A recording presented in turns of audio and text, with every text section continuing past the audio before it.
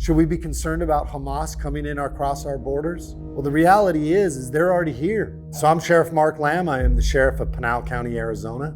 Our county is the size of the state of Connecticut, and we have just about 500,000 people in the county. We have an agency of over 600 employees and a budget of over approximately $60 million.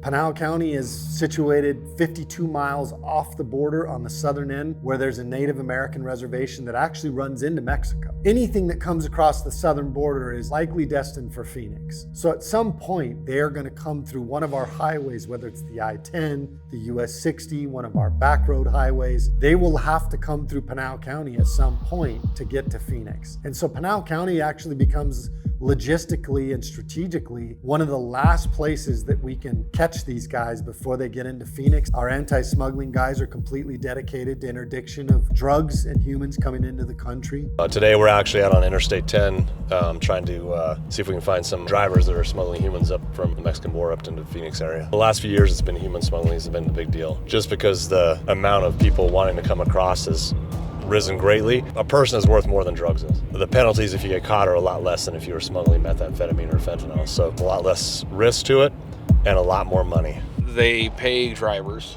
They'll go on social media and they'll basically put a job offering. Hey, I'll pay a certain amount of money to just take people from point A to point B. That money can go between $500 per person to $1,000 per person. 1 out of every 10 cars is probably loaded with people in it. You know, for 4 years, we were able to really work hand in hand with the Trump administration on the federal level. We had countless visits to the White House. We had a lot of meetings and phone calls with DHS and HSI, and you saw the lowest number of apprehensions we had seen in decades. It all stopped on January 21st, 2021. It changed dramatically. The communication lines between us and the federal government were severed. And since then, I've had only a couple times I can remember having communication with the federal government. They take all the Border Patrol that was out here with us and moved them all to the border to do in-processing. The numbers that are coming through the border right now are so high that they need everybody there to help with that. So if we pull somebody over on the freeway here, sometimes they can't come because they're all busy at the border. Sometimes Border Patrol is too busy, which has happened a lot lately, so we'll just end up letting the car go. There's been up to 170 people from 170 different countries that have come into our borders over the last 2.5 years. Yuma sector alone had almost 4,000 Russians last year. There's been over 30,000 Chinese nationals that have come across the border. There has been over 7,000 Mauritanians last year. If you don't know where Mauritania is, it's on Western Africa below Morocco and has become one of the leading breeding grounds for Al-Qaeda. These are people that don't love America. Countless numbers of people from Middle Eastern countries, what we would term special interest countries, that have come in. I want to say last week, I pulled over a car with 2 20-year-old males inside, spoke very broken English. I ended up identifying them both from Pakistan. I got a load of Iraqi women one time. There's about 10 of them that have just come across the border. What should be alarming to Americans is that a lot of these people are coming from countries where they do not love America.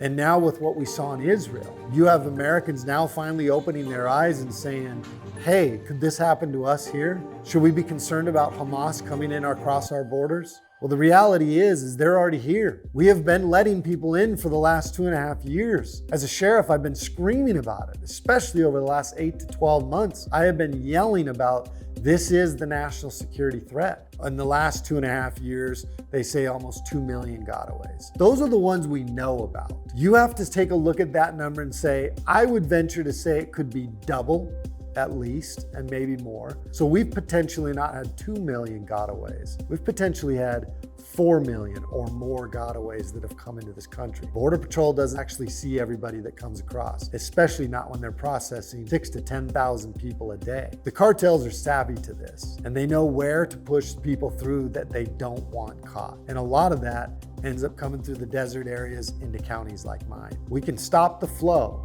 but now we have to deal with the millions of people that have come in over the last 2.5 years, identifying them, removing them from this country. The list goes on and on. This is not a simple fix. While I think you can shut your border down and stop people from flowing in here, the only people that can really stop this is the federal government, because this is their job. So Joe Biden, do your job. Secure our southern border and protect the American people, and start putting America first and Americans first.